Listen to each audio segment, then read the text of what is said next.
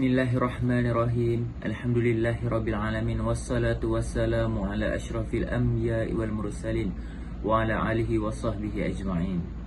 Assalamualaikum warahmatullahi wabarakatuh. Bersyukur kita kepada hadrat ilahi kerana dengan izin serta limpah kurnianya dapat kita bertemu lagi dalam forum ini bersama saya, Muhammad Fajrul Izzat, pada pagi yang berbahagia ini. Baiklah, hadirin yang dirahmati Allah sekalian, sebelum saya memperkenalkan ahli-ahli panel kita pada hari ini, kita sedia maklum, harta, semua benda yang bernilai mengikut hukum syarak dipanggil harta, dan pusaka ialah harta yang ditinggalkan oleh si mati kepada warisnya yang layak.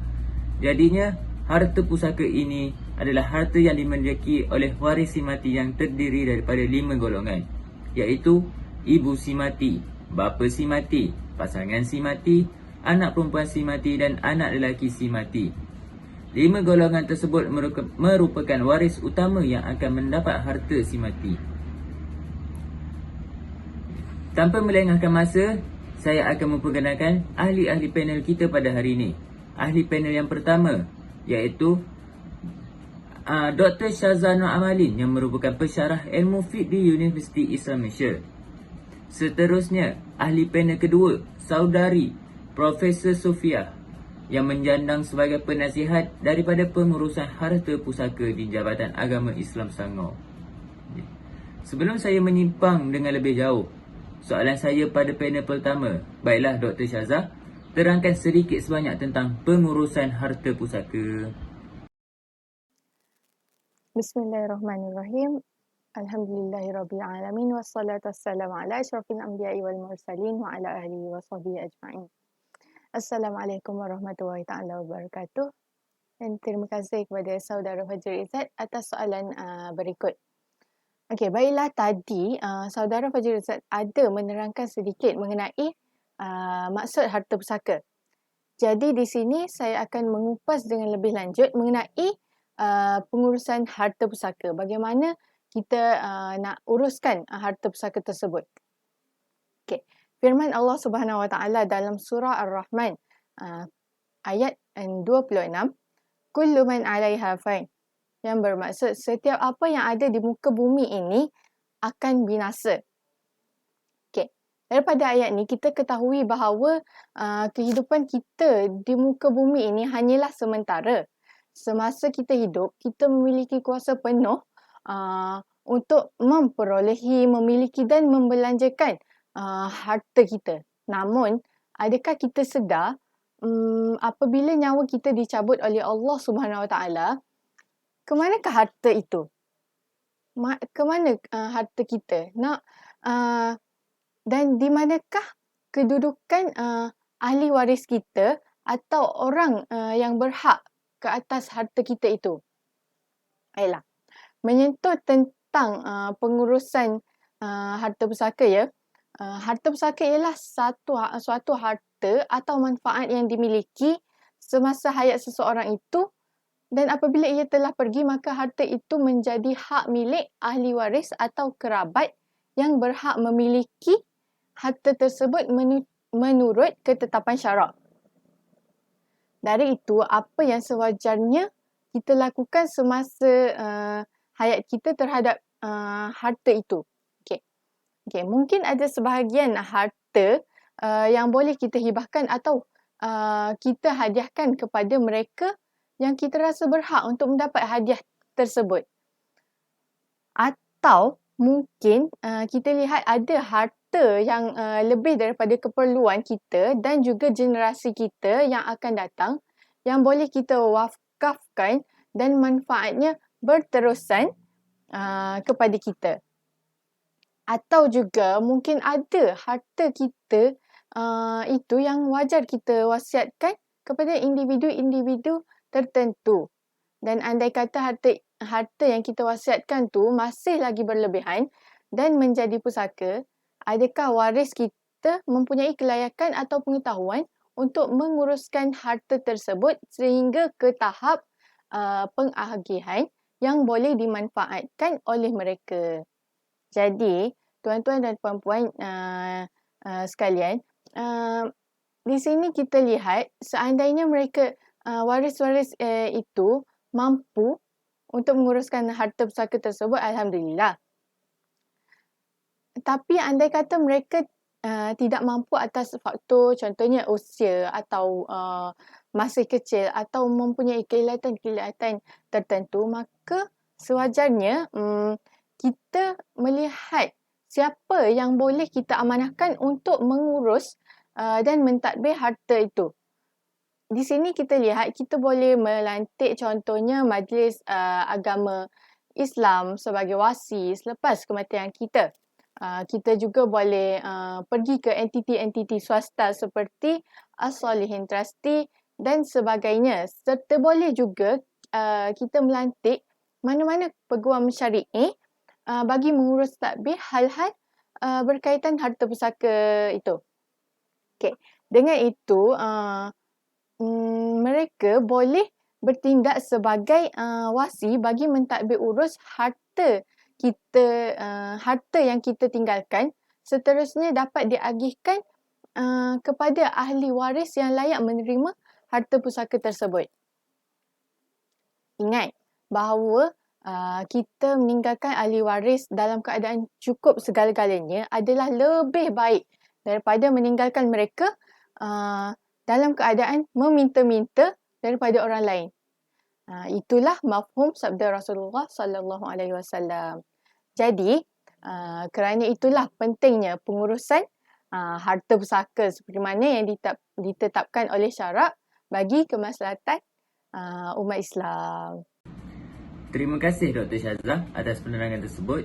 Pengurusan harta pusaka adalah penting bagi membantu waris yang lain dan juga sekiranya harta pusaka tersebut banyak. Waris juga dapat mewakafkan sebahagian harta tersebut kepada orang lain untuk tujuan yang baik.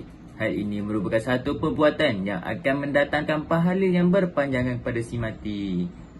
Baiklah, tanpa melengahkan masa lagi, kita pergi kepada Profesor Sufia. Bagaimanakah pengurusan harta yang benar-benar menepati syarak? Baiklah, terima kasih kepada moderator yang telah menanyakan soalan tersebut. Okay, bismillahirrahmanirrahim.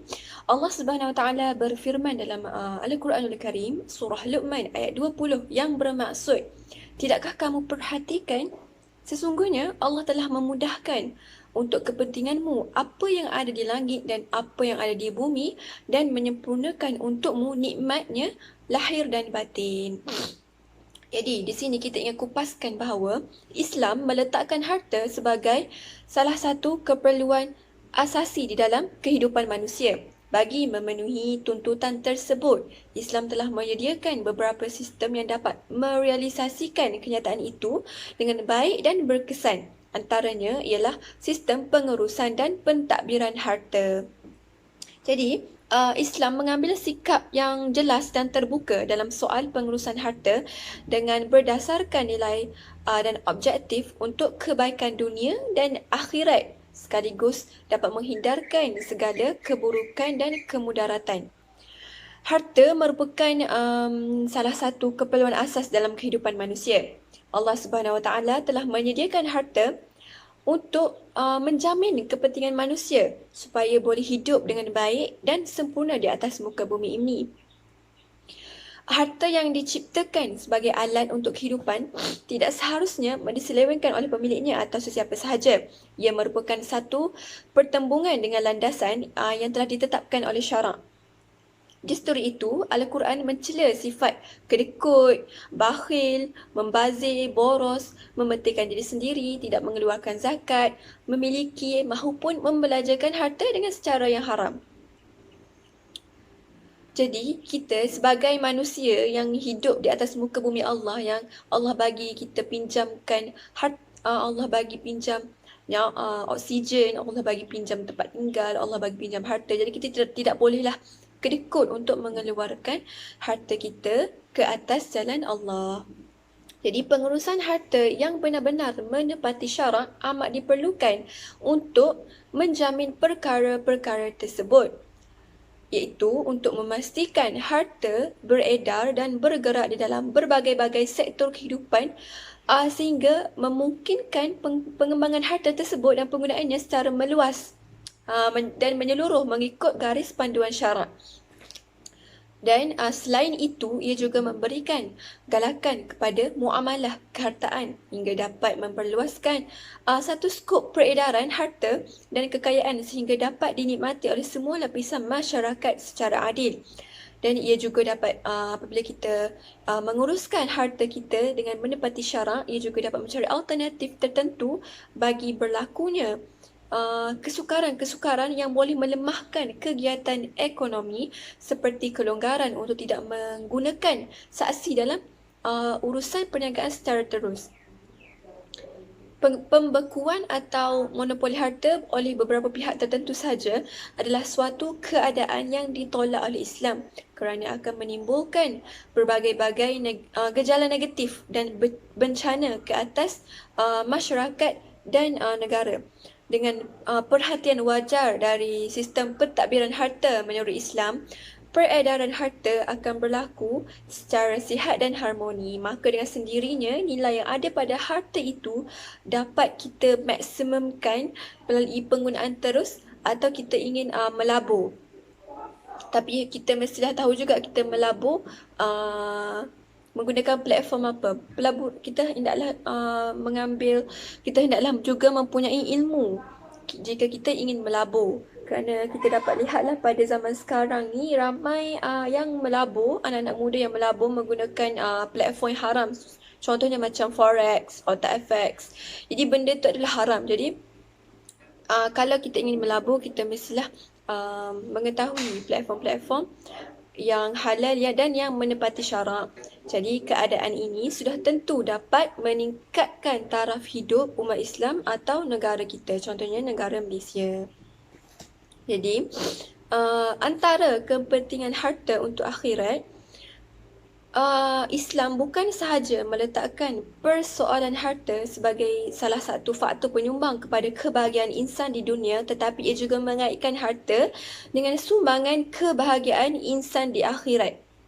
Antaranya, kita membelanjakan harta untuk keperluan diri sendiri bagi melaksanakan ibadat ataupun kemudahan untuk kita beribadat. Contohnya, ibadat yang dimaksudkan ialah seperti ibadat zakat dan haji. Jadi kedua-dua ibadat ini tidak dapat dilaksanakan tanpa harta. Kita memerlukan harta untuk melakukan, untuk membayar zakat, untuk menunaikan haji dan umrah. Contoh kemudahan untuk beribadat pula ialah pakaian. Seperti yang kita tahu, kita memerlukan pakaian yang bersih untuk kita terus-menerus melakukan ibadat kepada Allah Subhanahu Wa Taala. Kita juga memerlukan tempat tinggal dan memerlukan lain-lain keperluan lagi. Jadi, perkara tersebut dianggap sebahagian daripada ibadat kerana tanpanya ibadat tidak dapat dilaksanakan dengan sempurna. Selain itu, antara kepentingan harta untuk akhirat adalah apabila kita membelanjakan kepada orang lain melalui beberapa saluran yang telah ditentukan oleh syarak seperti sedekah dan derma. Contohnya, kita dapat lihat pada masa sekarang, banyak organisasi yang memudahkan untuk kita menderma. Contohnya macam kita ingin mendermakan harta kita untuk menolong fakir miskin, untuk menolong rakyat-rakyat yang kesusahan, warga pelarian di Palestin, Syria dan negara-negara susah dan sebagainya. Jadi kita hanya perlu berurusan dengan suatu organisasi ini. Maknanya kita membayar wang kita, mengeluarkan harta kita untuk diberikan kepada suatu organisasi ini, maka organisasi ini diamanahkan untuk menyalurkan derma kita itu kepada warga-warga di Palestin, bukan sahaja warga-warga di Palestin, malah warga-warga miskin di negara Malaysia ini. Dan akhir sekali, apabila kita membelanjakan harta kita untuk membina masjid, untuk membina hospital, untuk membina kemudahan-kemudahan awam, ia juga akan memberikan saham kita bukan sahaja di dunia, malah juga di akhirat. Jadi ini adalah antara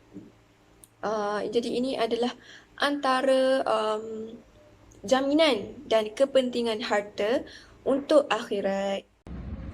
Terima kasih Profesor Sufia. Jadi, kita semua sudah tahu bagaimana pengurusan harta yang menepati syarak.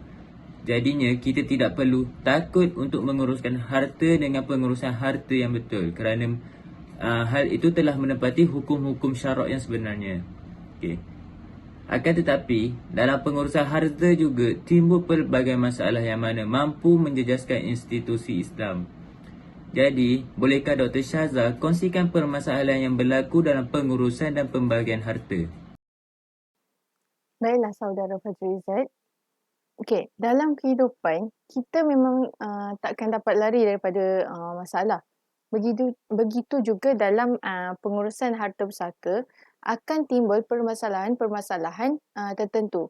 Baiklah, masalah pertama yang jelas yang ada dalam pengurusan dan pembahagian harta pusaka ini ialah norma masyarakat Melayu yang menganggap membahagikan harta pusaka dengan segera adalah kerana tamakkan harta-harta semati.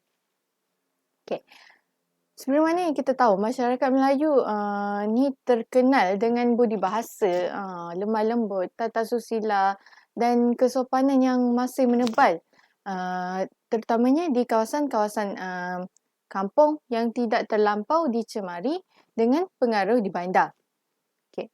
Masyarakat Melayu ni sebenarnya mereka takut untuk menguruskan dan membahagikan harta-harta semati kerana tidak mahu dikatakan tamak, rakus, tidak tahu malu atau tidak menghormati semati yang baru sahaja meninggal. Okay. Sedangkan dalam hukum syarak, pengurusan dan pembahagian segera kepada harta-harta semati ni adalah amat digalakkan bagi membolehkan hutang semati terbayar dan diselesaikan.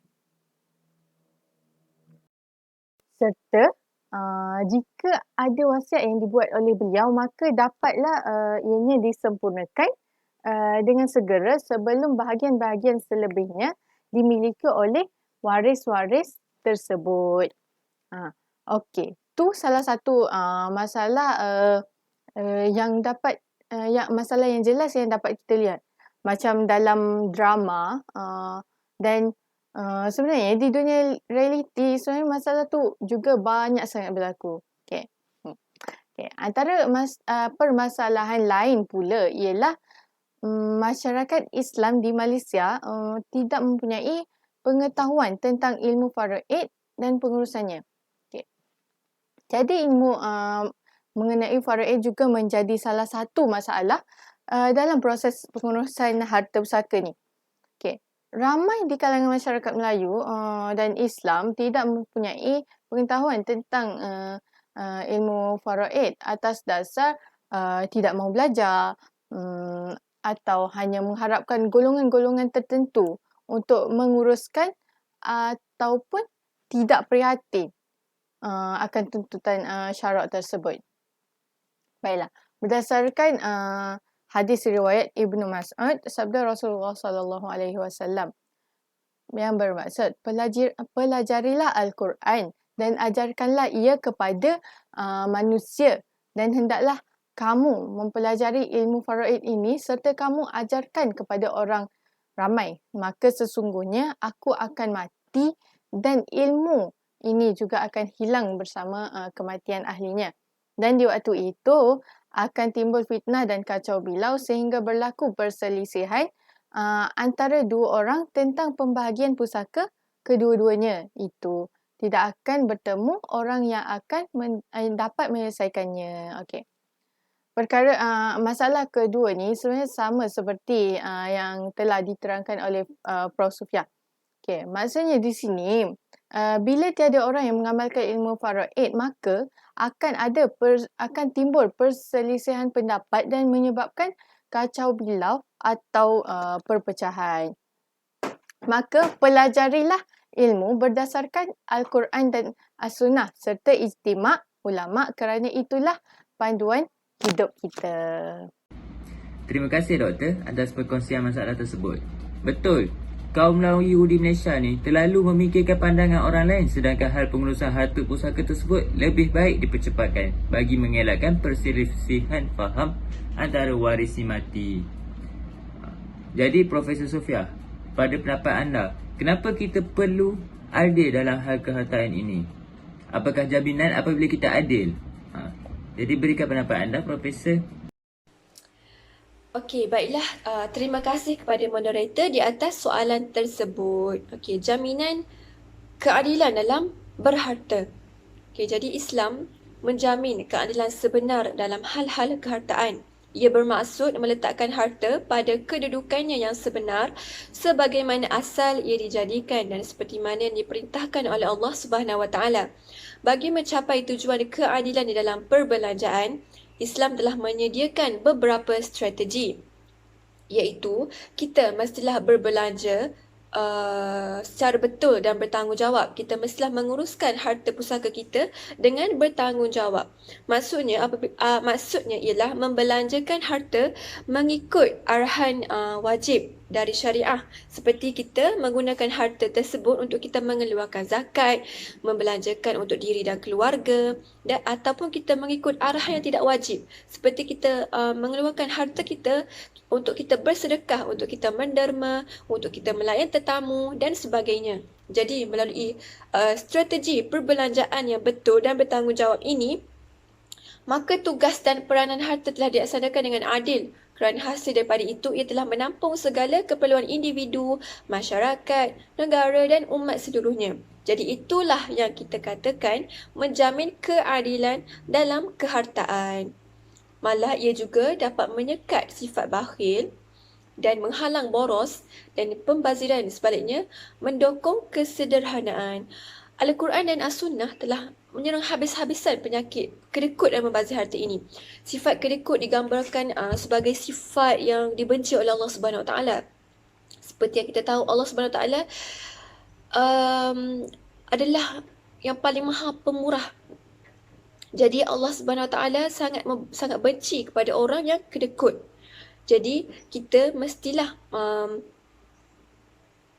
menjadi hamba yang pemurah, yang sentiasa mengeluarkan, yang sentiasa menggunakan harta kurniaan Allah Subhanahu Wa Taala ini untuk menjamin kesejahteraan di atas muka bumi ini. Jadi kita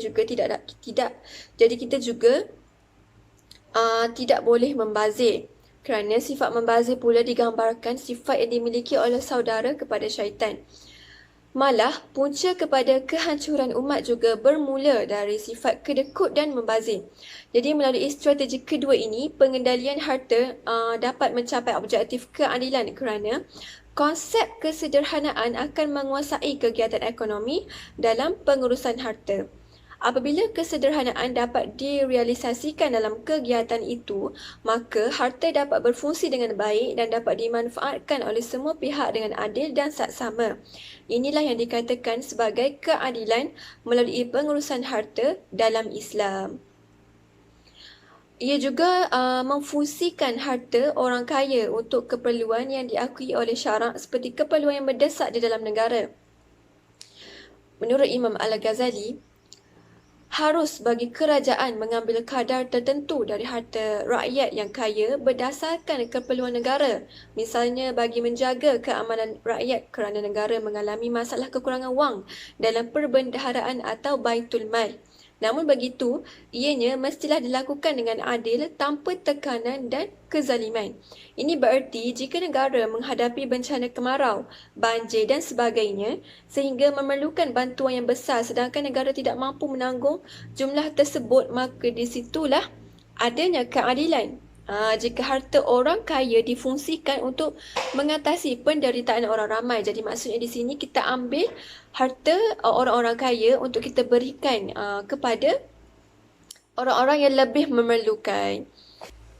Selain itu, melindungi harta dari pencerobohan dan pengkhianatan oleh pihak yang tidak bertanggungjawab seperti kecurian, rompakan, samun, pemusnahan, rampasan dan sebagainya. Sekaligus menjamin pemilik harta dari gangguan pihak yang tidak bertanggungjawab. Apabila pencorobahan harta tidak dapat dikawal ataupun tidak dapat dibanteras, maka akan menyebabkan berlakunya kekacauan yang boleh membawa kepada kehancuran dan kemusnahan. Jadi melalui pengurusan harta ini, harta kita dapat dilindungi dan dengan baik sehingga dapat dimanfaatkan oleh pemiliknya dan seluruh masyarakat di sekelilingnya juga. Jadi, perkara yang saya telah sebutkan tadi jelas menunjukkan kemantapan dan kesempurnaan syariah dalam pengurusan harta. Kemantapan dan kesempurnaan inilah yang dapat menjamin seluruh kepentingan dan kebaikan masyarakat. Namun begitu, sekiranya ia tidak dihayati dan diamalkan, segala kebaikan yang ditonjolkan oleh syariat itu tidak dapat memberi apa-apa erti. Jadi sebagai umat Islam, kita haruslah menghayati dan mengamalkan ilmu-ilmu yang kita telah pelajari. Maka apabila kita dapat amalkan ilmu tersebut, kita dapat menonjolkan sikap-sikap yang mendapati syariat kepada masyarakat di sekeliling kita. Jadi kita akan dijadikan contoh. Jadi apa yang perlu sekarang ialah sistem pengurusan harta mengikut Islam mesti dijadikan landasan kepada seluruh kegiatan hidup, sama ada yang melibatkan aspek perekonomian dan sebagainya. Jadi, itu adalah antara strategi yang dapat menjamin keadilan kita dalam berharta. Terima kasih atas penerangan tersebut, Profesor Sufia. Hal ini merupakan satu perkara yang penting dalam pengurusan harta. Sekiranya tiada keadilan dalam pengurusan harta, maka tiadalah kepercayaan orang dalam menguruskan harta.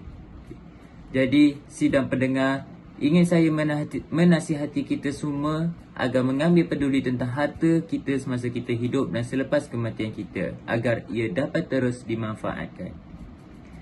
Jika kita perlu ada hala tuju yang jelas tentang harta supaya harta itu dapat dimanfaatkan semasa kita hidup dan dapat dimanfaatkan selepas kematian kita untuk kemaslahatan kepada diri kita dan juga ahli waris yang kita tinggalkan. Menyentuh tentang pengurusan harta pusaka. Harta pusaka ialah suatu harta atau manfaat yang dimiliki semasa hayat seseorang itu. Dan apabila ia telah pergi, maka harta itu menjadi hak milik ahli waris atau kerabat yang berhak memiliki harta tersebut menurut ketetapan syarak. Atas dasar itu, kita sewajarnya melihat apa yang kita harus lakukan semasa hayat kita terhadap harta itu. Mungkin ada sebahagian harta yang boleh kita hibahkan, kita hadiahkan kepada mereka yang kita rasa berhak untuk mendapat hadiah tersebut. Sebagai kesimpulan, saya menasihati kita semua agar mengambil peduli, mengambil langkah-langkah proaktif bagi memastikan harta-harta yang penuh penat lelah kita cuba perolehi, cuba miliki ini dapat dimanfaatkan demi kemaslahatan kita dan juga ahli waris atau sesiapa yang kita rasa berhak terhadapnya semasa dan juga selepas kematian kita. Itu sahaja daripada forum kita hari ini. Maka saya tamatkan dengan tasbih kifarah dan surah As. Subhanakallah wa bihamdika asyhadu an la ilaha illa anta astaghfiruka wa atubu ilaik. Bismillahirrahmanirrahim. Wal 'asri innal insana lafi khusr allazina terima kasih kepada semua yang hadir dalam forum kami pada hari ini. Assalamualaikum warahmatullahi wabarakatuh.